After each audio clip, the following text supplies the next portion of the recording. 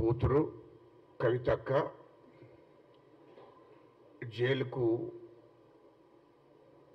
వెళ్ళడం జరిగింది. ఎందుకంటే ఆ ఒక్క లిక్కరే కాదు, రాష్ట్రంలో తెలంగాణ రాష్ట్రంలో కేసీఆర్ ముఖ్యమంత్రి ఉన్నప్పుడు వేల కోట్ల రూపాయలు అక్రమ సంపాదన సంపాదించి ఇతర దేశాలలో పెట్టడం జరిగింది. అది నిజంగానే ఈడీ కానీ సిబిఐ కానీ వాళ్ళకి చిత్తశుద్ధి ఉంటే అది పూర్తిగా విచారణ చేసి మరి కవిత మీద చట్టపరమైన చర్యలు ఇంకా కూడా తీసుకోవాలని చెప్పి మేము డిమాండ్ చేస్తున్నాం. నిజంగానే మీ బీఆర్ఎస్ బీజేపీ ఒకటి కాకపోతే లిక్కర్ కేసులో మరి అరెస్ట్ చేసినట్టు కాదు. ఆమె దగ్గర ఉన్నటువంటి అనుచర వర్గము, ఆమె దగ్గర ఉన్నటువంటి వాళ్ళే చెప్తున్నారు మరి వేల కోట్ల రూపాయలు ఇతర దేశాలకు వెళ్ళాయి, అక్కడ పెట్టుబడులు పెట్టడం జరిగింది కవిత గారు. అవిటి కూడా పూర్తిగా విచారణ చేసి మరి ఎక్కడైతే ఏ దేశాలలో అయితే ఏ కంట్రీలో అయితే పెట్టుబడి పెట్టారో ఇక్కడి నుంచి ఆ డబ్బును తరలించారో తిరిగి ఆ డబ్బును కూడా ఇక్కడికి తెప్పించాలని చెప్పి ఈ సందర్భంగా నేను కోరడం జరుగుతుంది. ఇవాళ కేసీఆర్ గారు ఆయన ఊహించలేదు, కేసీఆర్ కేటీఆర్ హరీష్ రావు ఊహించలేదు. ప్రజల తీర్పు తర్వాత బీఆర్ఎస్ ఎమ్మెల్యేలు పోతే ఆయన పేరేందో కౌశిక్ రెడ్డి అనే అతనుకు మరి పూర్తిగా రాజకీయ అవగాహన లేదు. ఎందుకంటే రాజకీయ అవగాహన లేనటువంటి వాడు తెలంగాణ ఉద్యమకాల మీద దాడి చేసినటువంటి వాడిని కేసీఆర్ తీసుకొని ఎమ్మెల్సీ చేసి ఎమ్మెల్యేని చేయడం జరిగింది.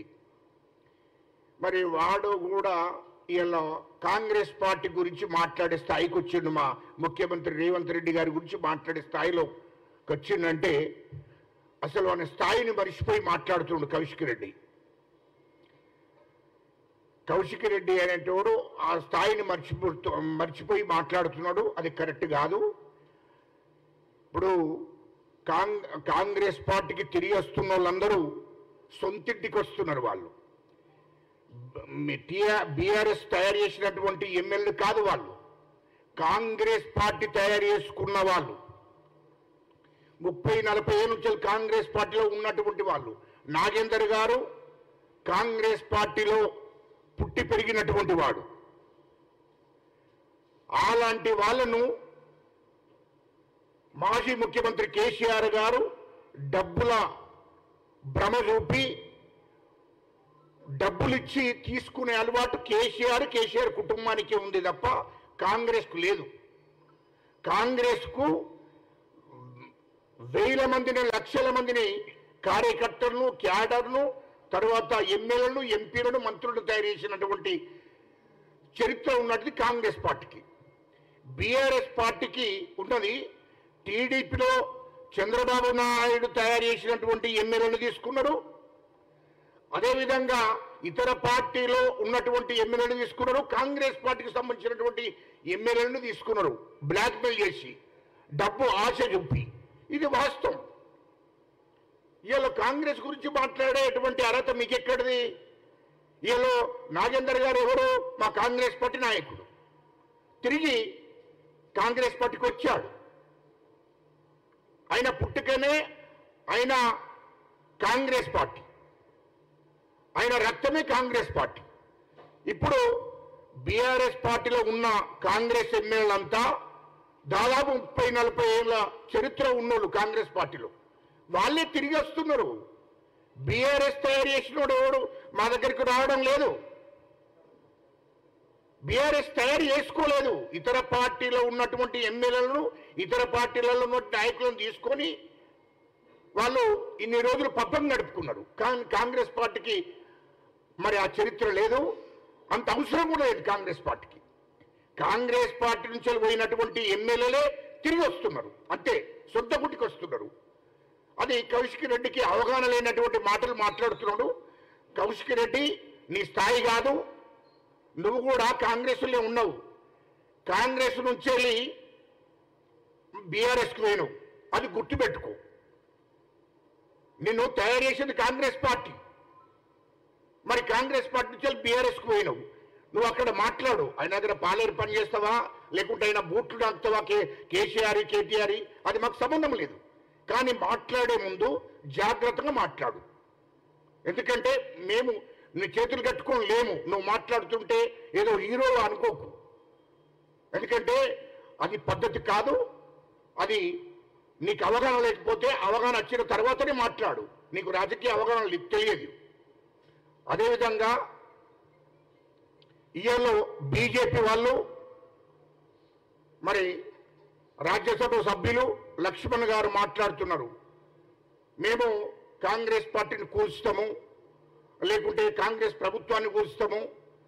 మళ్ళీ నిన్న మాట్లాడుతున్నాడు కాంగ్రెస్ ప్రభుత్వాన్ని మేము కూల్చడం కాదు, వాళ్ళు కూలిపోకుండా చూసుకోమనండి అని. అంటే బీజేపీకి కూడా సొంత క్యాడర్ లేకుండా ఉంది, సొంత క్యాడర్ లేదు. వాళ్ళు ప్రభుత్వాలు ఏర్పాటు చేసేటువంటి మెజార్టీ ఈ భారతదేశంలో సగం రాష్ట్రాలలో కూడా లేదు. ఇతర పార్టీలో ఉన్నటువంటి వాళ్ళను కొనుక్కుంటూ ప్రభుత్వాలను ఏర్పాటు చేసినటువంటి చరిత్ర వాళ్ళది.